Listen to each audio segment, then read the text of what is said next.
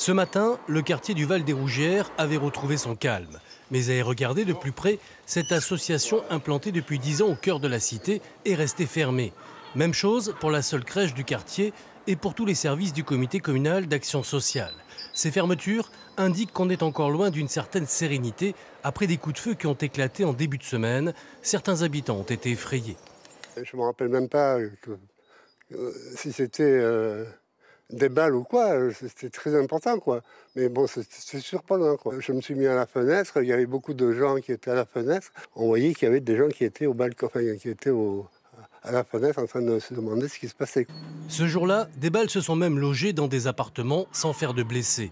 Cette violence serait la conséquence du démantèlement la semaine dernière d'un trafic de stupéfiants dans le quartier, lequel aurait aiguisé certains appétits de conquête de la part de dealers visiblement marseillais. C'est en tout cas le sens de l'arrêté pris par le préfet du Var.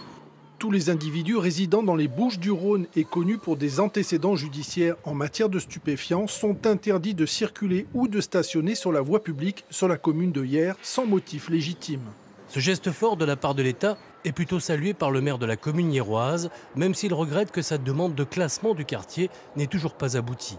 Je réitère ma réclamation aujourd'hui d'être classé en quartier de reconquête républicaine parce que ça permet d'obtenir des moyens plus pérennes.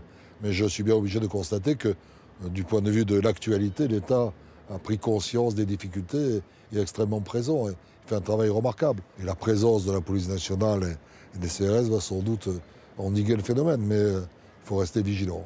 Plus ça sera durable, mieux on se portera. 3 familles qui ont vu des balles siffler lundi dernier dans leur appartement ont été relogées à l'hôtel dans l'attente d'un déménagement.